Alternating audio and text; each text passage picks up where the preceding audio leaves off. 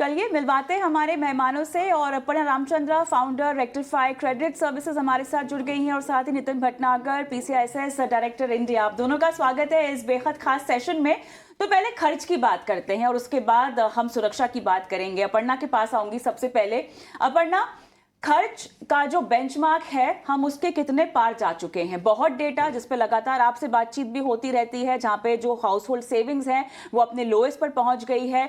अब आजकल लोन लेना, छोटे छोटे टिकट साइज के लोन लेना इतना आम हो गया है कि एक क्लिक पर लोग हर चीज के लिए लोन ले रहे हैं, ट्रैवल भी कर रहे हैं। इनफैक्ट ट्रैवल के लिए सबसे ज्यादा लोन ले रहे हैं, ये डेटा सामने आया है। अब इन सबको ध्यान में रखते हुए अपर्णा, किस तरह का भारतीयों का ट्रेंड आपको दिखाई दे रहा है लोन और कर्ज के लिहाज से? Good afternoon Kavita. ये यहाँ पे ट्विन चेंजेस है। एक तो internationally we were known as the country that has the highest saving rate, वो अभी हमारा घटते जा रहा है। सो एक तरफ से वो हो रहा है, दूसरे तरफ टिल 2 या 3 साल पहले तक हमारे पास बैंक एक ही जरिया था जहां पे हमको पर्सनल लोन मिलता था, एंड टिकट साइज 1 लाख रुपया था। तो 25,000, 20,000, 15,000 के लोन्स मिलते ही नहीं थे। So then there was some kind of a regulation because of the system and procedure. अब आज वो चीज निकल गया है। नंबर 2, जनरल बेंचमार्क ये था 100 रुपए में up to 60, that was already very stretched, तक आप ईएमआई का मतलब आप लोन्स ले सकते थे। 40 was left aside for you to survive. आज के तारीख में जब स्पेशली लास्ट 9 महीने में मैं ये देख रही हूँ, ये जो लेवरेज रेशियो है ये इंक्रीज होते जा रहा है। ये 60 नहीं, ये ऑलमोस्ट 80 तक जा रहा है।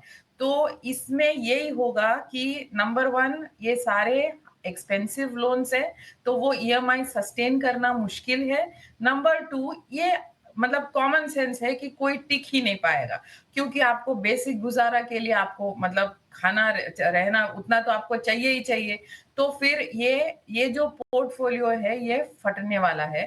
सो ये जो ट्रेंड है ये अभी लास्ट ऑलमोस्ट 1 साल में this growth is growing. Credit card भले ही lenders are being very conservative, only last 2 months we are seeing an uptick, otherwise credit card ka disbursal was on the lower side because banks were being conservative. But ये जो personal loan है ये there is a consistent growth rate and 20-25% year on year ये growth होते जा रहा है। ये जरा सोचने वाली बात है। Absolutely, absolutely. हमारे साथ निखिल अग्रवाल भी जुड़ गए हैं, फाउंडर हैं, ग्रुप CEO हैं ग्रिप इन्वेस्ट के। निखिल, आपका भी स्वागत है। और अगला सवाल आपके पास मैं लेकर आना चाहती हूँ, क्योंकि अब देखिए अपर्णा ने बताया कि कर्ज को लेकर हम कैसे आगे बढ़ रहे हैं, लेकिन उसके साथ साथ क्योंकि आप एक ऐसे प्लेटफॉर्म है जहां पर टेक्नोलॉजी ड्रिवन बहुत सारी सर्विसेज आप मुहैया कराते हैं, तो टेक्नोलॉजी के साथ लोगों ने बजटिंग करना, बेहतर फाइनेंशियल प्लानिंग करना, खर्चों का तालमेल रखना कितना शुरू कर दिया है? नमस्ते। First of all thank you Kavita for having me. I think ये जो टेक्नोलॉजी का यूज है बजटिंग करने के लिए वो बढ़ रहा है। आजकल ये जो टेक्नोलॉजी है एप्स के लिए, काफी एप्स हैं जो आपके बैंक अकाउंट, आपका पीएफ, आपके जो सारे एसेट्स हैं, म्यूचुअल फंड, जो भी इन्वेस्टमेंट एसेट्स हैं, एक तो उनका पूरा व्यू दे रहे हैं, और आपके खर्चे का भी व्यू, सब कुछ डिजिटल हो रहा है। तो जो इंफॉर्मेशन है सबसे ज्यादा पहले वो सॉल्व हो रही है किसी भी स्पेंडर के लिए या किसी भी इन्वेस्टर के लिए। अब उसमें से वो इंफॉर्मेशन से क्या करना चाहिए, आई थिंक अभी भी वो काफी हद तक टेक्नोलॉजी नहीं सॉल्व किया है। आई थिंक वो इनपुट देना कि आपका इतना अमाउंट लोन के लिए रखना चाहिए, इतना अमाउंट सेविंग के लिए रखना चाहिए, इतना अमाउंट इन्वेस्टमेंट के लिए रखना चाहिए, I think that amount of customisation या personalisation is still pending. But the general use of technology to understand financial position is improved. बिल्कुल सही बात है। लेकिन एक चीज नितिन जी मैं आपसे पूछना चाहूंगा, क्योंकि हम फिनटेक के चाहे एक्सपेंशन की बात हो या फिर यूपीआई के एडॉप्शन की, हम काफी तेजी से बढ़े हैं, लेकिन क्या सिक्योरिटी अवेयरनेस को लेकर क्या उतनी तेजी से हम बढ़े हैं क्या? आई थिंक सिक्योरिटी एक बहुत ही इंपॉर्टेंट एस्पेक्ट है। अच्छी बात है कि हम डिजिटल एक अच्छी सशक्त डिजिटल इकोनॉमी बन गए हैं, बट सिक्योरिटी एक ऐसी चीज है जो हमें बेसिक्स को साथ लेके चलनी पड़ेगी, और कंज्यूमर्स पॉइंट ऑफ व्यू से हमें अवेयरनेस को क्रिएट करने के लिए और कदम बढ़ाने पड़ेंगे। हम अभी भी शायद 2 कदम पीछे हैं। बिजनेस बढ़ गए हैं, एडॉप्शन पेमेंट्स का बढ़ गया है, डिजिटल एप्स का एडॉप्शन बढ़ गया है, but security point of view से अवेयरनेस हमें बढ़ाने की बहुत जरूरत है इस टाइम पे। तो उसका क्या तरीका हो सकता है? देखिए तरीका देखिए, सबको साथ में मिलकर चलना पड़ेगा, कोलैबोरेशन के साथ हमें यहाँ काम करना पड़ेगा। आई थिंक ये जो आपका शो है आज, वो भी यही मैसेज दे रहा है आपके इन्वेस्टर्स को कि आप अवेयर हुए, जागरूक हुए कि किस तरीके से फ्रॉडस्टर्स आपको टारगेट कर रहे हैं एप्स के थ्रू। डिफरेंट फर्जी जो एप्स होती हैं उनके थ्रू सेम हुबहू एक्स ऐप को वाई ऐप दिखा के बिल्कुल आपको ऐसा दिखाया जाता है कि ये बिल्कुल वही ऐप है। आप अपने सारे क्रेडेंशियल्स दे देते हैं और आप और उनके झांसे में आके अपना सारा पैसा गवा देते हैं। तो बेसिक चीज यहाँ पे ये है कि आपको ये अवेयर होना है कि आपको पहले ऑथेंटिसिटी चेक करनी है उन एप्स की, कि वो वाकई में ऑथेंटिक हैं या नहीं है। जिस कंपनी ने वो एप्स बनाई है, आप उन्हीं के स्टोर से, ऐप स्टोर से डाउनलोड कर रहे हैं और उनको यूज कर रहे हैं। और सबसे इंपॉर्टेंट चीज यहाँ पे ये है कि हर ऑर्गेनाइजेशन को, जो भी ये बिजनेस कर रहे हैं, उनको ये अवेयरनेस अपने कंज्यूमर्स को, अपने कस्टमर्स को देनी पड़ेगी। क्योंकि अगर हम नहीं उनको अवेयर करेंगे, सिर्फ एक प्लेटफॉर्म से अवेयर करने से वो काम नहीं बनेगा। हमें हर किसी को, हर इकोसिस्टम के हर प्लेयर को हमें साथ में लेके चलना पड़ेगा और ये सेम अवेयरनेस उनको अपने प्लेटफॉर्म से करनी पड़ेगी। नितिन जी, एक और चीज मैं पूछना चाह रहा हूँ कि एआई ड्रिवन जो फ्रॉड डिटेक्शन की जो टेक्नोलॉजी है, वो कितना भरोसेमंद है? क्या अभी तक कारगर रही है? कुछ सिस्टम में काम कर रही है? देखिए, एआई एक बहुत ही बड़ा बज़वर्ड है। एआई, आर्टिफिशियल इंटेलिजेंस, अभी हम इसको एक इस तरीके से देखें कि अभी भी इसमें ग्लोबल स्टैंडर्ड्स काम कर रहे हैं। अभी तक हमारे पास कोई अच्छी रेगुलेशन या स्टैंडर्ड्स नहीं है, उन पे हमें वर्क करना पड़ेगा। और जब तक हम उनको अच्छे से इम्प्लीमेंटेशन नहीं करेंगे, इम्प्लीमेंट करने के बाद उसको यूज भी इस ढंग से हमें करना पड़ेगा, राइट? कोई भी टेक्नोलॉजी, कोई भी सॉल्यूशन सिर्फ लेके आने से हमारा पर्पस सॉल्व नहीं हो जाएगा। हमें उसको स्ट्रांग बनाना पड़ेगा। हमारे इकोसिस्टम में जो फ्रॉड्स हो रहे हैं उनको लेके इसको और मजबूत बनाना पड़ेगा, कि जिससे कि कंज्यूमर को फायदा हो। बिल्कुल। फेस्टिव सीजन में कितने बढ़ते हैं स्कैम्स और फ्रॉड के केसेस, इस पर भी हम बात करेंगे, लेकिन उससे पहले एक बार फिर जाते हैं अपर्णा के पास, क्योंकि अपर्णा, अब की बार का फेस्टिव सीजन तो जोरदार रहने की संभावना दिखाई दे रही है। अब इसमें कहाँ कौन सा आंकड़ा खरीदारी का और उसके साथ साथ लोन का आपको बढ़ता हुआ दिखाई दे रहा है? 50,000 से कम के लोन हमने देखा है कि लगातार बढ़ रहे हैं। ऐसे में लोगों की इन्वेस्टमेंट्स, भले ही एसआईपी जो है नए रिकॉर्ड हाई को छू रही है, लेकिन साथ ही खर्च भी बढ़ रहे हैं।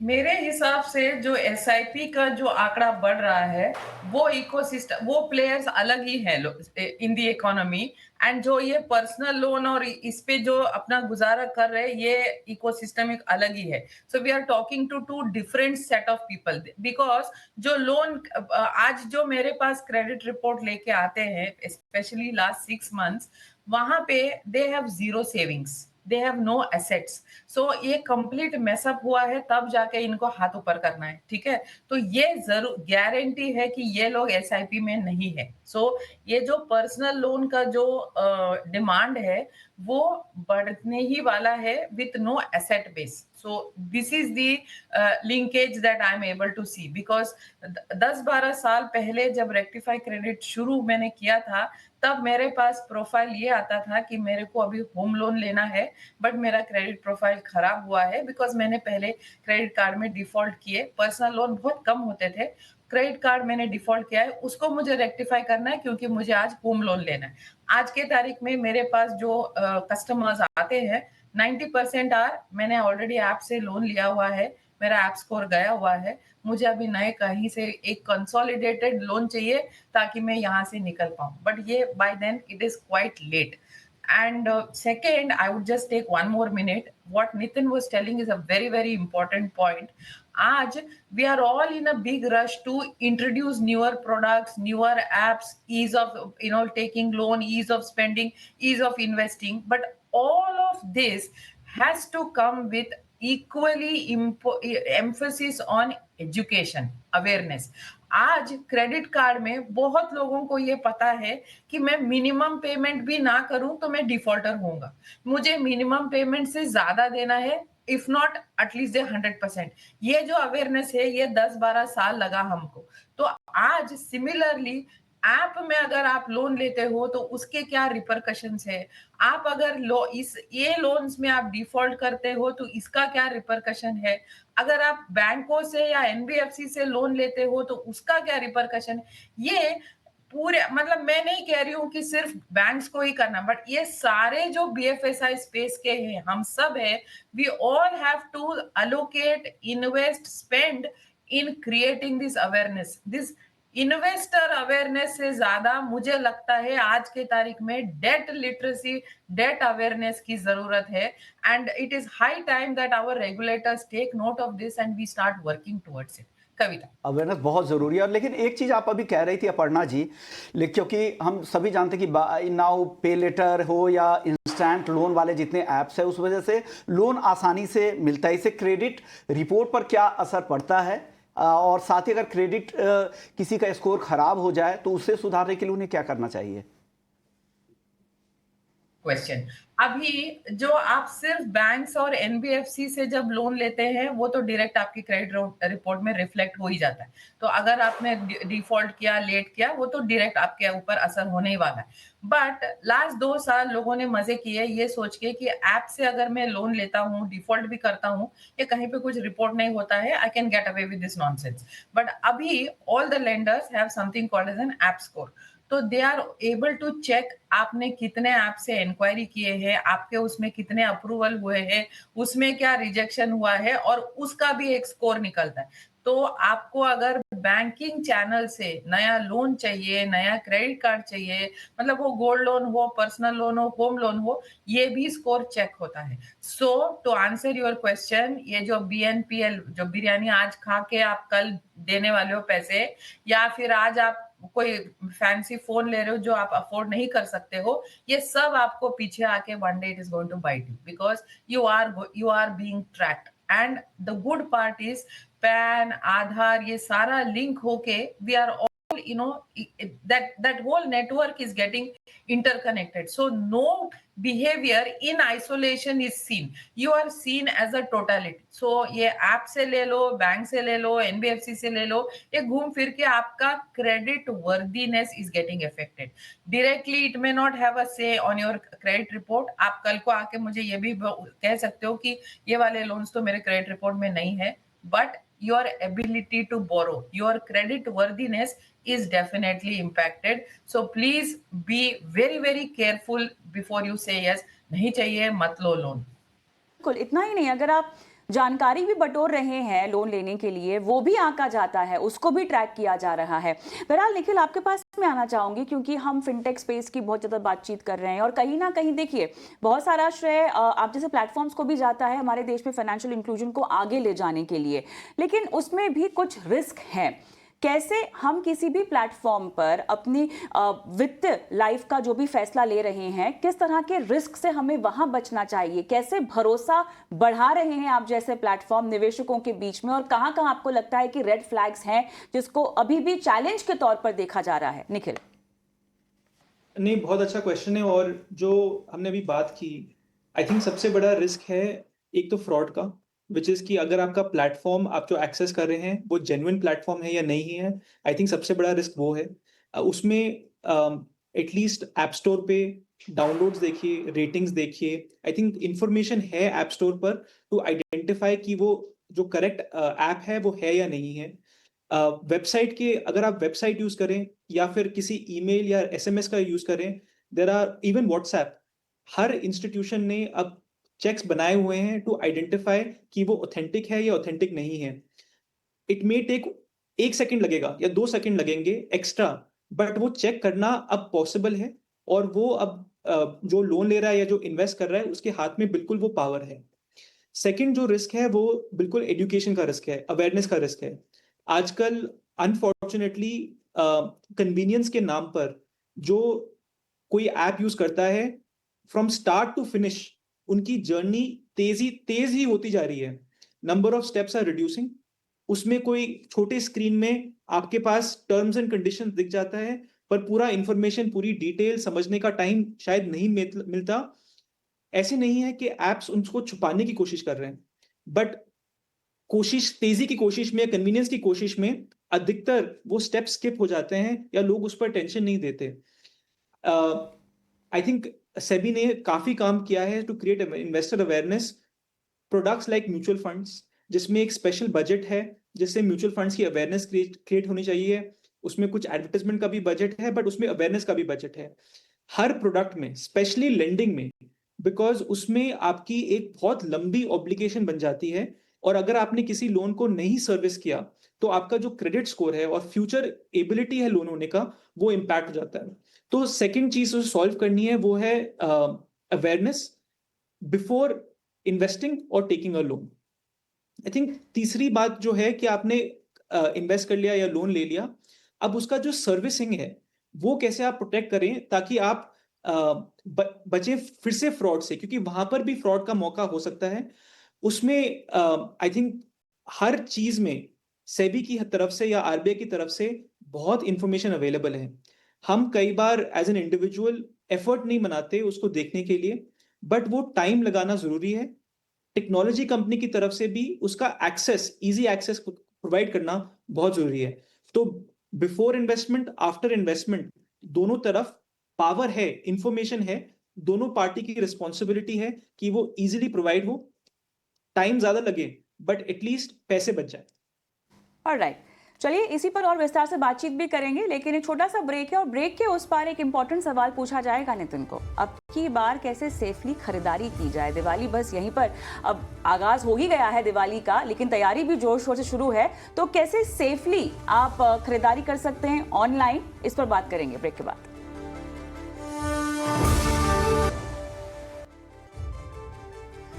चलिए ब्रेक के बाद आपका स्वागत है। और हम बातचीत कर रहे थे कि कैसे हम साइबर सिक्योरिटी कितना ज़रूरी है, कैसे अपने को सिक्योर रख सकते हैं, और लेंडिंग के प्लेटफॉर्म वगैरह के बारे में भी बात कर रहे हैं कि कैसे आपका जो डेटा ब्रीच होते हैं, डेटा प्रोटेक्शन कितना ज़रूरी है इस पर। नितिन जी, आपसे एक सवाल ये होगा, क्योंकि बहुत सारे ऐसे छोटे छोटे लेंडिंग ऐप्स हो या शॉपिंग के वाले जो ऐप्स हैं वो आपके डेटा प्रोटेक्शन को लेकर क्या वो जो ग्लोबल स्टैंडर्ड, जो इंडिया का जो स्टैंडर्ड, वो फॉलो करते हैं क्या? देखिए, आई थिंक स्टैंडर्ड्स की बात करें तो हम वो रेगुलेशन पे छोड़ देते हैं। रेगुलेटर्स ने काफ़ी स्ट्रिंजेंट गाइडेंस दे रखी हैं सारी रेगुलेटेड एंटिटीज़ को, चाहे वो आप रिजर्व बैंक ऑफ इंडिया की बात करें, चाहे वो सेबी की बात करें।